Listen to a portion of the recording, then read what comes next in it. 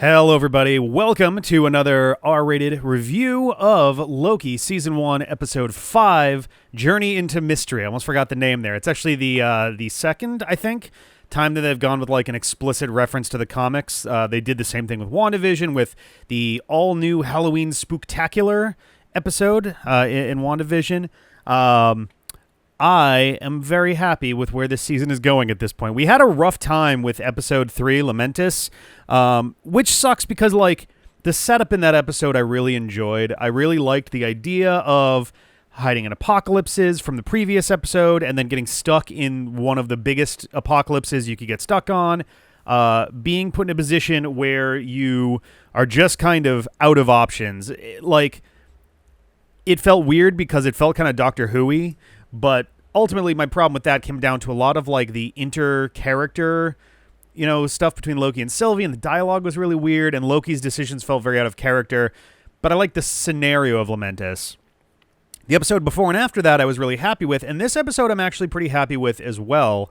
And we can kind of get into these. The major theme that we're kind of getting in this episode, it actually gets stated pretty explicitly by, I think, Kid Loki. So at the end of the previous episode, the stinger is Loki waking up in a place that we learn is called the Void, where he sees 4 other variants. We have, I'm going to try to remember, so on the left, there is Boastful Loki, as he's referred to in the credits. In the center, we have Kid Loki. He is holding Alligator Loki. And on the right, we have Classic Loki, who is Richard E. Grant playing... so it's interesting. He's playing essentially the same Loki that we're used to, but he's dressed like his classic comic counterpart. We get the kind of theme of this episode and kind of an overarching theme for the series as a whole, stated pretty explicitly by Kid Loki. He essentially says that like Lokis functionally aren't allowed to fix themselves. That anytime a Loki takes a step to fix themselves or do something to improve their station in life, the TVA swoops in immediately. And I'm kind of wondering if that is secretly, or maybe not so secretly, the hook of all of this, that there's a lot of characters that are being pulled from their variant timelines, and the timelines are being pruned and all of that stuff. But they mentioned that Lokis are among the most common variants that they interact with. So if they're all specifically happening at points where the Lokis are trying to improve themselves, then perhaps it's possible that whoever is in charge of this is actively trying to make sure that Lokis are always just doomed, But, the whole series kind of feels like a pretty big metaphor for introspection. We have a version of Loki who's essentially told, this is what you're meant to be, and you didn't do it. You're bad for not doing what you were meant to be. And then he keeps seeing, visual representations and meeting, eventually, these representations of other paths in life that he could have chosen, or other paths in life that could have been chosen for him, where... something happens that is different from what he was supposed to do. He was supposed to get his mother killed. He was supposed to kind of get his father killed, and he was supposed to get himself killed. And that's kind of the major facets of his life. And if he deviates from that at all, then the TVA comes for him. We get kind of a neat view of Loki variants in general. I like the fact that after enough time, these Loki variants are just kind of like, the plan is not to die. Because they're in the Void where there's this giant cloud, it looks like the head of it is like the skull of a bear. And there's a couple shots where it looks like a giant monster on all fours. It's completely made of smoke. If anything, it's got a bit of a perhaps kinship with the version of Galactus we got in the Fantastic Four movies from the 2000s. But it looks like a giant bear made of smoke, and it's got like a bear skull and all of this. But so they mean it literally in the sense that they're trying to not die from this thing that's consuming the world around them. But it also plays towards this whole introspective metaphorical situation that Loki's in general, where all of these Loki variants are aware of the fact that they're destined to die, even outside of the fact that everybody dies. But like Loki even kind of brings up, is like, we're meant to die. So what are you doing here? He asked the classic Loki. But while they're running away at the beginning, they say like their plan is not to die. And it kind of, I think, is a valuable sort of like, it puts Loki in sort of a position where he's thinking about like, okay, so that's kind of what I've been doing. But he kind of reframes that thought a little bit. I don't know. It's sort of an interesting way of seeing how each of these Lokis has been dealing with like both their variant timelines, and then now that they're in the void, how they're handling that and how they're making and breaking deals and all of these things. There's Kid Loki, who I believe is a character in the comics at one point. I forget if he's normally actually Loki or sort of a Kid Flash style thing, if it's just like a character who takes on, a mantle of sorts. I'm not familiar with Kid Loki. I know that he exists, but he has somehow, we don't really know how, he has worked himself into a position in the void where he is king, quote unquote, of, it's unclear if it's like of how much. Kid Loki and Boastful Loki kind of imply loosely that the idea is that they are king of the void. But we see later that there's another variant Loki that is more of a populist and is like kind of got his people behind him, or so he thinks, President Loki. So it's unclear exactly what's going on there. But again, it's a wasteland where everything goes to die, essentially. So it doesn't ultimately matter that much. But his Nexus event, as it turns out, was he killed Thor. And he's a kid, so it provides an interesting counterpoint to, as the movies in the MCU go on, we learn more about Thor and Loki's childhood. In Thor 1, we get a brief glimpse of them as children, and they seem to be, good to each other, more or less. Like, they seem happy. I don't remember if they actually if they ever talk about it at all in Thor the Dark World.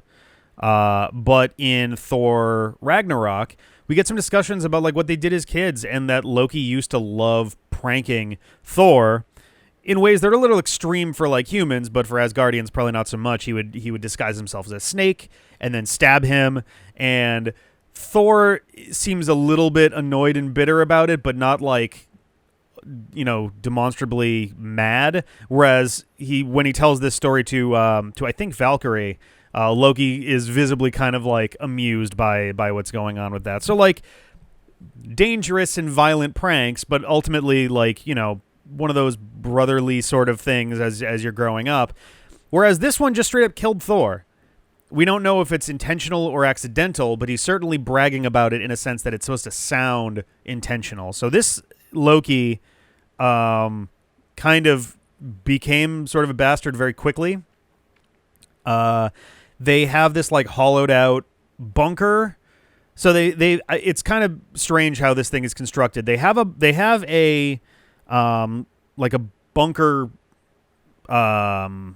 door. I don't know what to call those, the big doors that like you kind of pull off the ground and put down, and they go underground into, at first I thought it was like a big shipping container, but it looks like, I mean, it might be partly a shipping container, but it looks like it's actually a destroyed bowling alley, on one end at least. And on the other end is like this bizarre Christmas throne that Kid Loki has made for himself.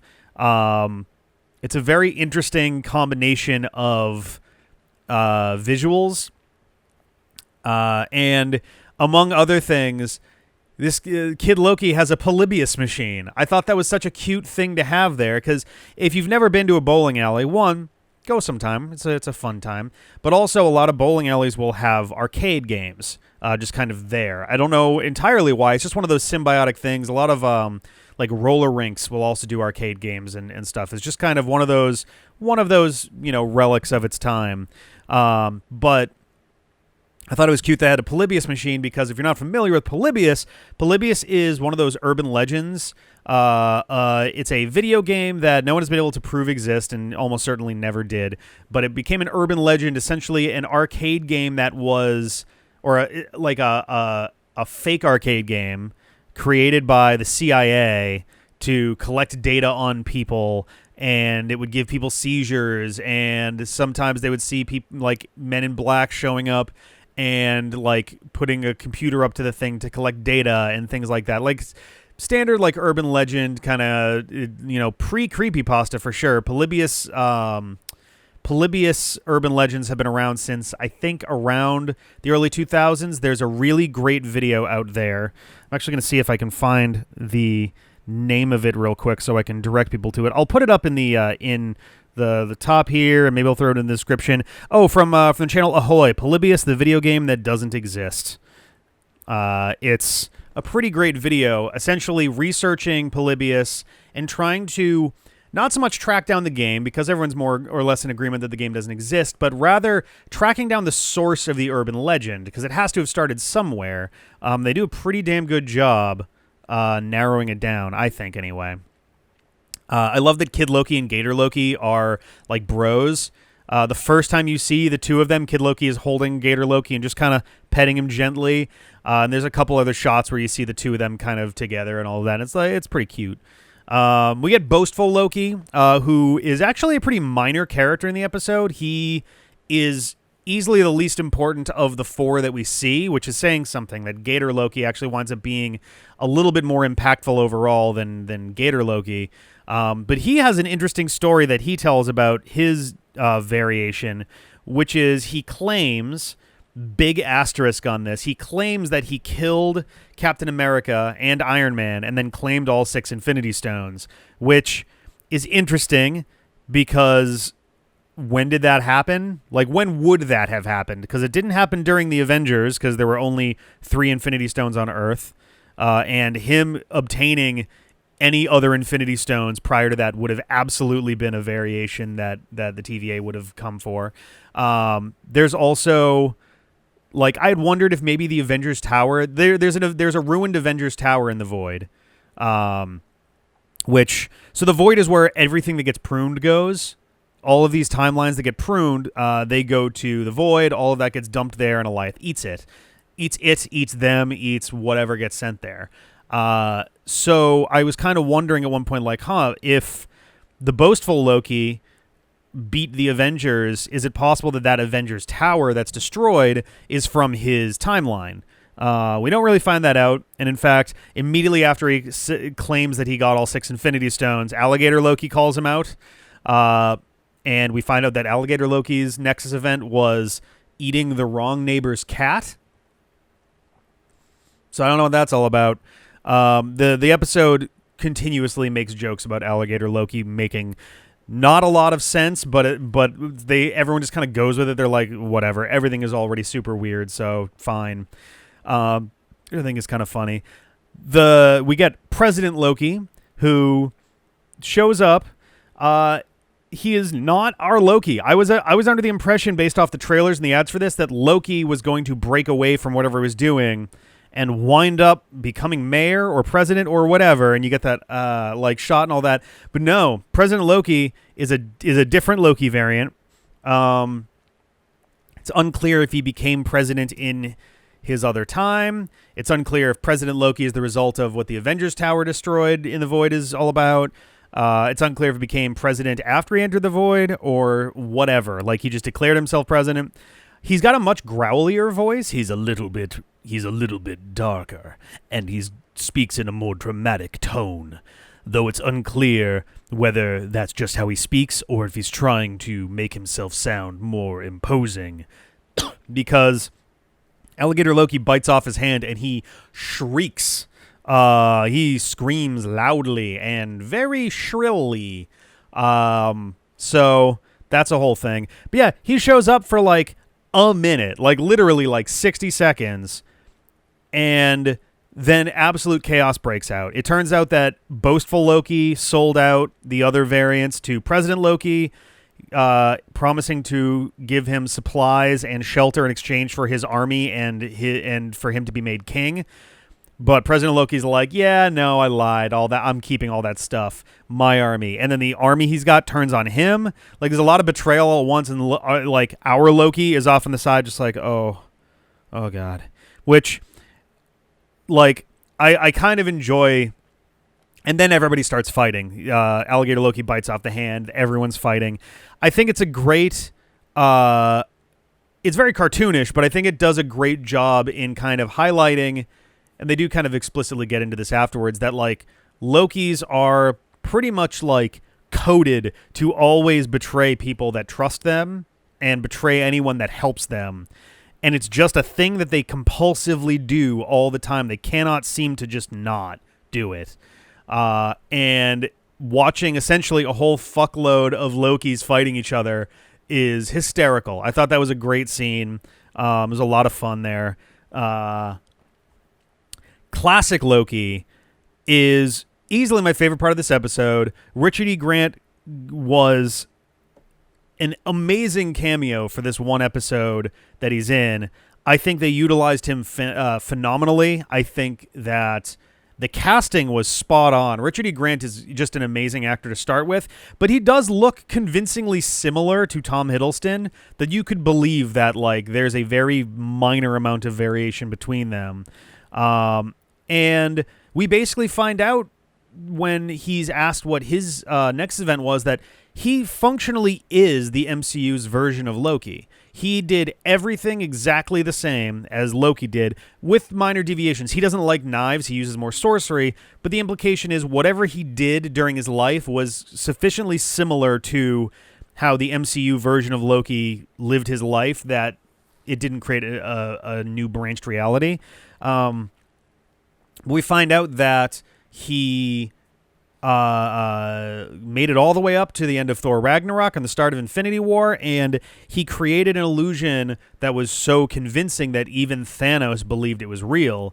So Thanos still lifts him up, chokes him out, and like blows up the ship. But this version of Loki, classic Loki, instead hid himself as inanimate debris and then floated around in space, landed on a deserted planet, lived for, I mean, based on the age of the actors and how long Asgardians lived, it would have been like a good 1,000 or 2,000 years at least, maybe even 3, that he lived in complete isolation. And then his Nexus event was that one day he just kind of was like, man, I really miss Thor. I wonder if he misses me. I wonder if anybody misses me. And as he started actually making plans to get off the planet, TVA comes in, scoops him up. So it's interesting that the same literal events don't have to happen. They don't even have to be all that close so long as the end result is the same. Loki needed to no longer be part of the equation in the MCU as of the beginning of the Infinity War. So in the MCU, Loki dies. In classic Loki's timeline, he doesn't die, but he pretends to be dead, and everyone just goes on assuming that he's dead because he's disappeared. So that was kind of neat. I thought it was a really good use. This series is doing an exceptional job, in my opinion, of highlighting and referencing fan theories that have related to Loki over the years. Because in Thor: The Dark World, Loki does successfully fake his death. He convincingly fakes his death in a way where Thor doesn't know that he's alive. And then he takes over the throne of Asgard, which carries over into the start of Thor Ragnarok. And then in Infinity War, he does not. He gets his neck broken and killed. Thanos even kind of mocks him and says that like no more reviving or whatever he said, like no more regeneration, rejuvenation, resuscitation, resurrection. There we go. We got there. No more resurrections.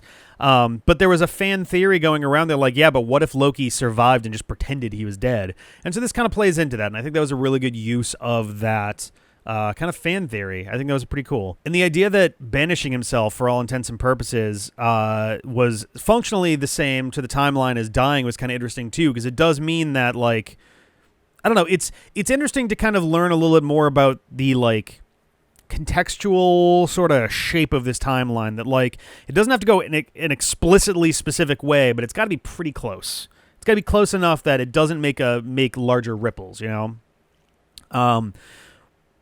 Ultimately, classic Loki gets some probably the best moment in the final minutes of this episode, where you know Loki convinces all of the Lokis that he and Sylvie, or he's going to go and defeat Alioth, and Sylvie winds up in the void as well. And Sylvie's like, we're not going to kill Alioth. That's an incredibly stupid idea, but we can enchant it. And so they're trying to buy time, and it's not really working. Loki is doing a bad job of distracting Alioth while Sylvie tries to do this. And so all of a sudden you see this bright green light, and you just kind of see these buildings rising up from this like green magic. And it takes a second, but as soon as you see the triangular monument, the spires kind of pointing to the heavens, is like, oh my God, classic Loki is creating an illusion of Asgard, which, one, a very impressive moment, both in terms of that's a lot of work for an illusion, but also it's really cool to see Asgard back again, because Asgard is gone as of Thor Ragnarok. So this is probably going to be the last time we see Asgard, shy of other flashbacks or time travel in future movies, or maybe multiverse stuff. Like we might see Asgard in What If. But regardless, having Asgard show up was really fucking awesome. And the more that you know about classic Loki, the more you realize that this has to be like an incredibly emotionally taxing task for him. He had also said that he was not going to fight Alioth. He wanted nothing to do with it, but he comes back to do this because he, believes in their kind of quest here. But what got him stuck in the void in the first place was that he got lonely, and that he missed Thor, and he missed everything that he left behind. And so he's creating this illusion of his old life. But it is one last chance to see his home, which is kind of cool. And I appreciate that they gave... So again, classic Loki, in many ways, is sort of a surrogate for the MCU Loki. Because again, he experienced everything that the movie's version of Loki did. Right up until the moment he would have died, and then it deviates.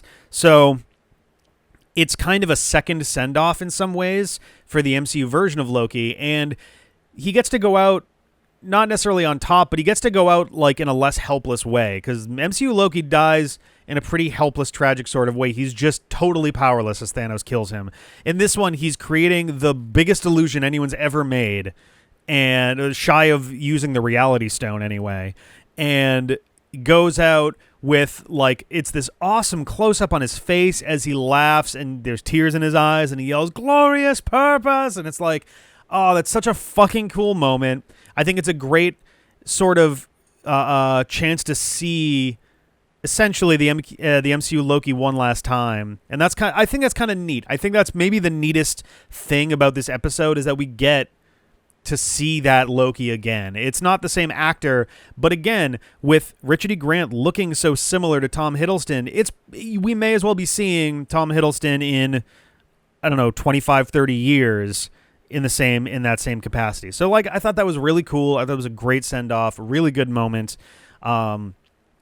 I'm surprised that they went with classic Loki for his name and not old Loki, for a few reasons. One, Old Man Blank is kind of becoming a prefix that gets used in a lot of Marvel Comics things. You got Old Man Logan, you got Old Man Hawkeye, I think there's Old Man Hulk. I think there's a few others at this point. I think Old Man Quill, I think, is a thing right now too. Like it's essentially explorations in the comics of what happens to these superheroes as they reach old age. For some of them, this is when they're in their 70s or 80s. For some of them, like Wolverine, he's hundreds of years old, but his healing factor is kind of wearing down. Provided some of the inspiration for the movie Logan. But so I kind of wish they went with old Loki, because it has a rare triple entendre. The first one being that it's literally an aged Loki. It's Loki, but old, which I think is, kind of obvious there. It is also the oldest version of Loki that there is. It's based visually off of the classic comic book version of Loki, with the little Kermit ruffle and the yellow cape and the diaper pants with the single suspender thing going on and the big old horns, and like, it's a fun look, and it's the oldest version of Loki that exists in media, or of the Marvel version of Loki anyway. But also on top of those, he's also the old Loki as compared to the main Loki of this TV series, who appears to be the new Loki. We've got the pre-existing MCU version of Loki, who is dead. Like, he comes back for this essentially, but he is dead. He's the old Loki, as opposed to now we have a new version who gets potentially a chance to change his lot in life, to alter the course of his existence, really. And it's kind of a neat chance for him to see essentially his past, his present, his future, and even some potential other futures and make that decision. So I thought that was kind of neat. I've talked a lot about everyone who wasn't the main characters for this episode. I have to say, by the way, the acting in this episode was really good.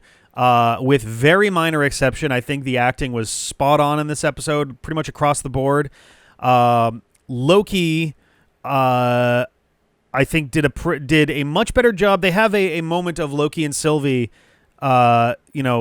discussing essentially their plan. And once again, they keep finding themselves in the spot where they're like, well, we're probably going to die. Okay, let's have like a real talk for a second here. But this one actually feels pretty sincere. They kind of talk about, the folly of their lives a little bit. They talk about Sylvie a bit more. And the fact that they both are so lonely in general. It's kind of a sweet moment, as opposed to the stuff on Lamentis felt weird and kind of creepy and strange. Here it does feel a little bit more sincere, and it doesn't come off nearly as odd as it did the last time around. And yeah, they even discuss the Nexus event on Lamentis 1, and they kind of awkwardly brush it off. Like, they still keep doing a will they, won't they sort of thing. I kind of feel like they're going to at the end of this season in the final episode, but we'll see. She actually asks him point blank, like, how do I know that you're not going to betray me at the end of all of this? And he kind of opens up and is like, I've betrayed every person I've ever loved, and it ruins my life. And it brings me to failure constantly, so I can't really be doing that forever. So yeah, I got your back, which is kind of a nice moment in there. And they share a blanket, and I think that's kind of sweet. Sylvie is pretty solid in here. Not a bad performance, just less of a standout performance. I think classic Loki just kind of stole the episode in a big way. He was just a really solid character all around. Kid Loki was also a very good, solid pillar of this one. Sylvie's also not in this one as much. She winds up getting loosely tricked by Renslayer and Miss Minutes, of all characters. I'm kind of wondering how Miss Minutes is ultimately factoring into this thing.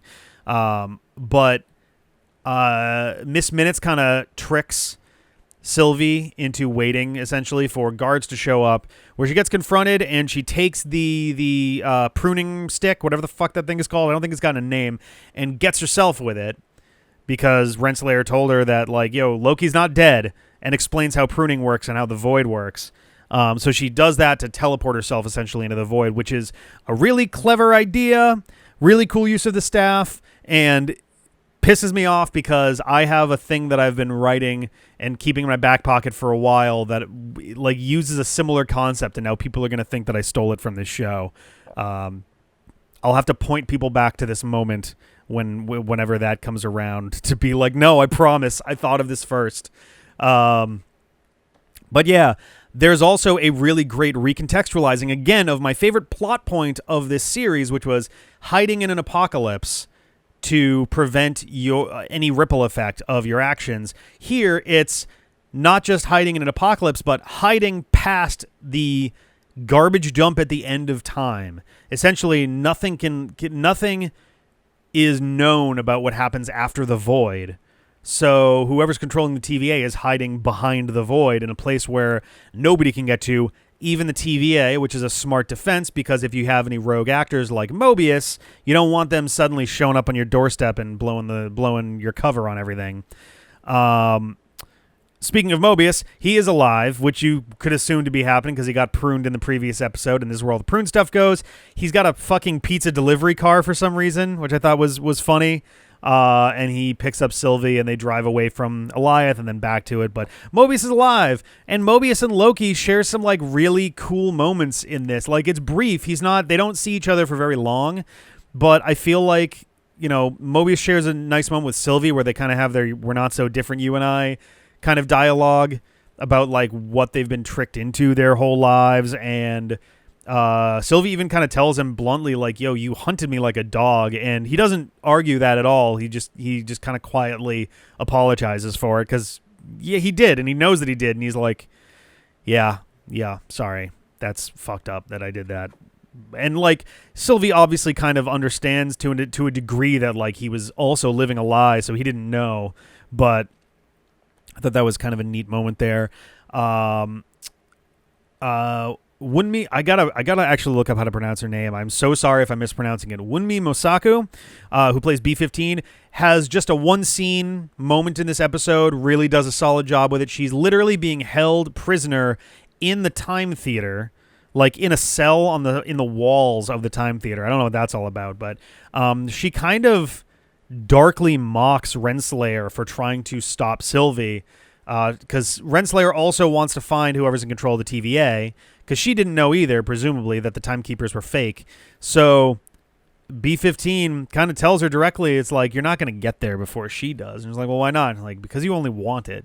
She needs it. Which is like a really succinct way of kind of summing up Renslayer versus Sylvie in terms of their ambitions to get to the top of the TVA.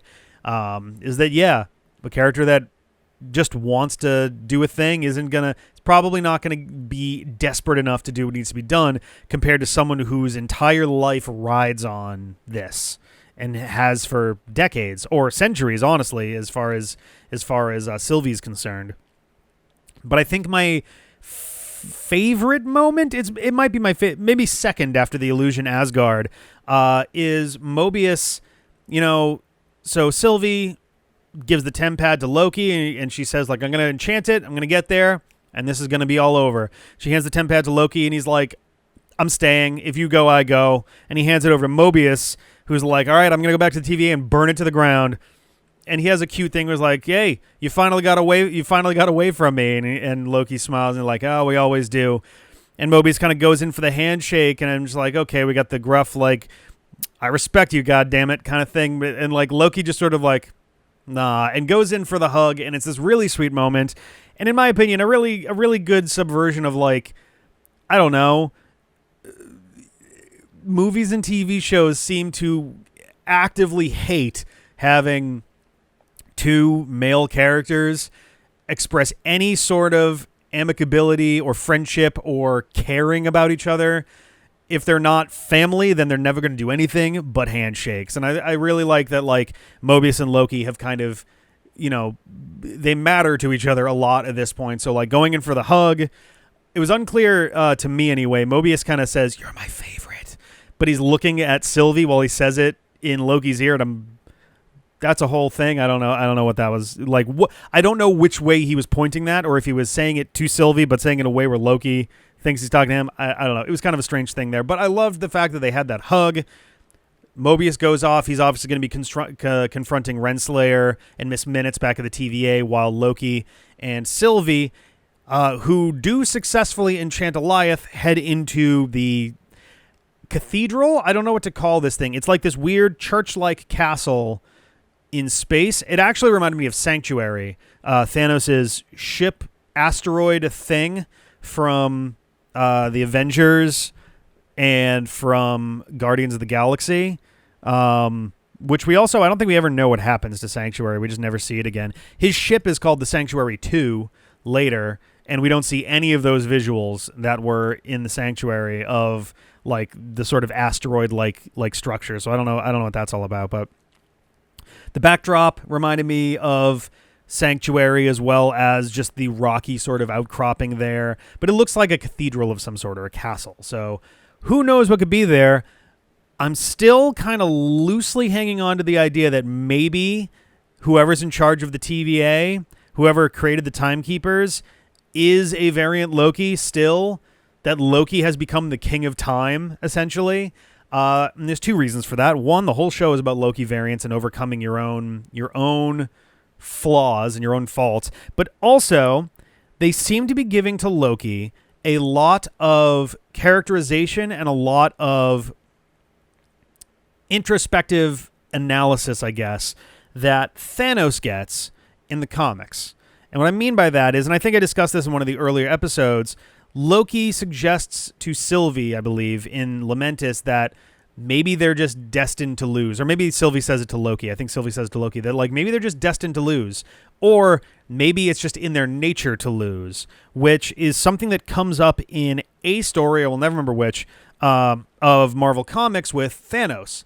Thanos is essentially, it's one of the stories where he does successfully get the entire Infinity Gauntlet. It might be the story, the Infinity Gauntlet. I don't remember for sure, but he has all the Infinity Stones and he still loses. And someone brings this up eventually. Is like, if you have all 6 of these, it should be impossible for you to lose. And they work very differently in the comics. And he didn't burn them out, and it didn't fuck up his hand. But like, the only way that you could lose in that situation is if you secretly want to lose. And Thanos eventually accepts that yeah, it's in his nature to lose. And that's just kind of a wild thing all on its own. And another comic, and I don't remember what this one was called either, involves Thanos being brought forward to the end of time where there is an older Thanos who has destroyed everything. Literally nothing is left in this universe except for Old Man Thanos, I think a cosmic Ghost Rider, and there might be like one more character, like Doctor Strange or something, but that's basically it. That's it, and they bring Thanos forward, and I forget the reason why. I think he wanted to kill his younger self to prove that he was the ultimate Thanos or something like that. I don't entirely remember, but it would serve as a worthwhile parallel to this, where maybe this entire thing is being orchestrated by a Loki to figure out like what eventually some Loki will find me kind of thing. I don't know, maybe, especially if the bulk of the TVA, the bulk of the variants the TVA deals with are Lokis. It would make sense that the TVA is really zeroed in on Lokis going off the beaten path in a specific way. So I don't know, especially ones that are trying to better themselves. Like this could be a really hideously evil Loki, one that makes sure that every Loki eventually dies so that he can't be usurped or something, you know? So I don't know. That's kind of just thoughts and predictions there. And some thoughts on the production itself. The opening to this episode is really doomy. It feels like an opening that would have made more sense for the final episode, but given how big the cliffhanger was at the end of the last one, it makes sense to kind of open on like a big, strong beginning. And they have us looking through the TVA, and then looking at the golden elevator, then looking at the timekeeper chamber with the head of the timekeeper on the ground, and then we see the destroyed New York. Well, we see the void that includes the destroyed New York. We actually see like a Sphinx later. I think we see part of the Space Needle. There was one more like really big landmark that's in there. I think it was the Golden Gate Bridge was in there. I forget. But regardless, I thought that was pretty cool, and I think it might actually, the music that's set to that might actually be the Loki theme sped up, like rather than the really like that whole thing. It seems like it's a more sped up kind of like those notes, that motif.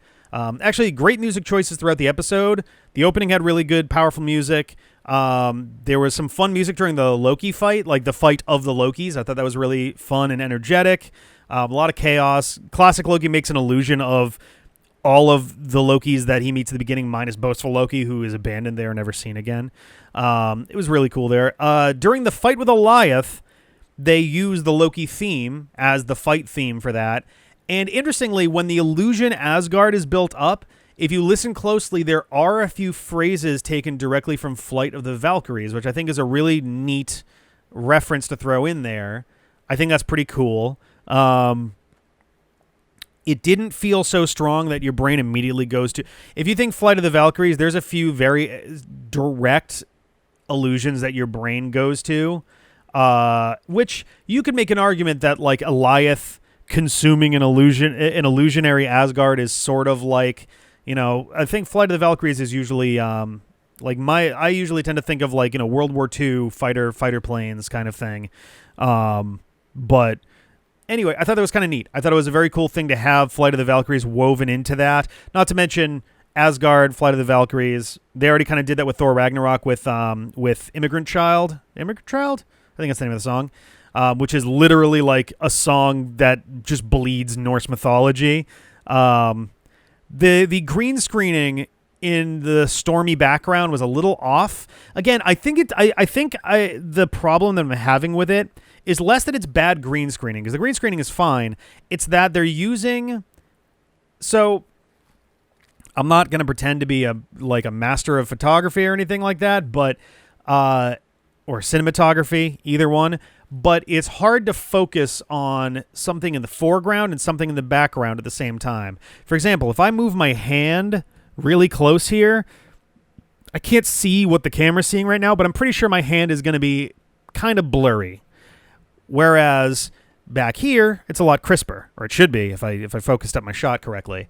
Behind me should be at least a little bit blurry, and that's to do with the kind of the focal length on this lens. You can get lenses that widen that like depth of field that make it so that you can see crisper picture at a greater range, but ultimately like something that is 5 feet away from the camera and something that is 5,000 feet away from the camera are not really generally meant to be able to be focused on together. It's part of the reason why a lot of people had problems with Speed Racer, the movie, where that one is made where everything is in focus. Everything in the foreground, everything in the background, every special effect, everything is in focus. And it's jarring. Your brain has a hard time being comfortable with that because it feels wrong. Because you're used to, I'm looking at this camera right now. Behind it is a door to a bathroom, and my brain is having a hard time focusing on it because when I'm not looking at it, it's a little blurry because I'm not focused, and it's also I'm getting two different images from my two eyes. If I could crisply see the bathroom door and the camera at the same time, it would be a very different kind of feel. And I think that's the problem, is that the backgrounds are a little too sharp, a little too sharply in focus, and it just pops in a way that makes it feel artificial. So it's kind of an uncanny valley thing. Like, again, it's not bad, but it does jump out at you a little bit. I thought there were some great references in this episode. There's a giant helmet that looks halfway... It looks like it could be a giant wasp helmet. I thought about it as a giant man, like when Ant-Man gets huge, helmet, but it could be a wasp helmet too, because it's more yellowy toned generally. I guess it could also be a giant Yellow Jacket helmet. I would have to go back and look. But either way, giant helmet, obviously related to Ant-Man in some capacity. It also looks a little bit like an Ultron head, like one of the early models of Ultron, but that's, I don't know, that's a whole different thing. The Thanos Copter! The Thanos Copter shows up. The MCU went and did it, the fucking Madmen, whatever. I thought that was fucking hilarious. The Thanos Copter shows up. It's an infamously silly thing from Marvel Comics from way back in the day. And it made it into the MCU, sort of, technically. They immediately after Kid Loki tells our Loki that he killed Thor, they head into the bunker, start coming down, and you get this kind of neat transitionary set of shots. It's laced together really cleverly, but the idea being it's you kind of going down to the earth, and apparently there's a Mjolnir underground, and I believe it was the classic Mjolnir of the MCU. And it's just buried. It's just there. And also, I thought it was just a shrunken Thor, but it could also be Frog Thor. There's a frog Thor, kinda, in Marvel Comics. It's sort of weird. The question here is this Frog Thor? So Frog Thor in the comics, if I remember correctly, is not Thor. Like, it's a person who gets turned into a frog who eventually gets the powers of Thor. Like, that's how that works.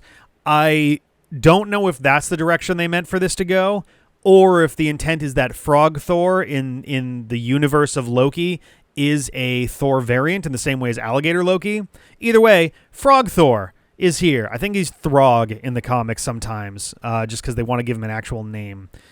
He's also like Puddle something, too. I forget. But I thought that was great. We got to see a variant of someone who isn't Loki. I mean, obviously the entire TVA are variants, but we get to see a variant of another character we've seen before, which is pretty cool. As for predictions for this episode, I was kind of sad to see that this episode was not called Into the Loki-verse, but I did realize after the fact that would probably be a bit of a copyright problem with Sony, so Fine. We don't get that. We got Journey into Mystery, which is a perfectly fine name.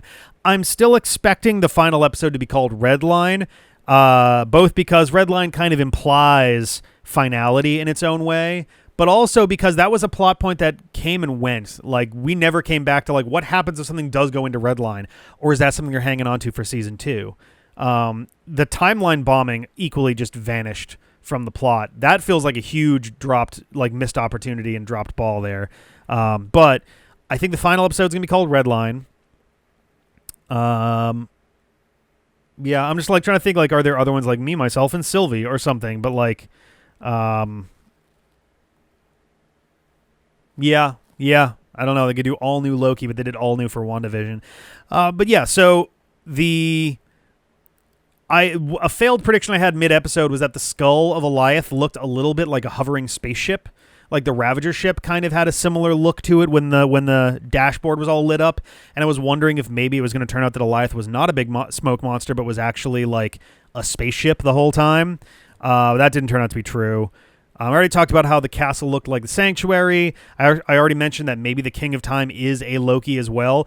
The last thing that I have to think about on this is what happens if someone tries to prune the void? I wonder if that's going to be a thing that happens here. Like, they don't have a means to do it right now, but it's possible that Mobius could come back and do something with it if he decided to. But I'm curious what would happen if somebody pruned the void.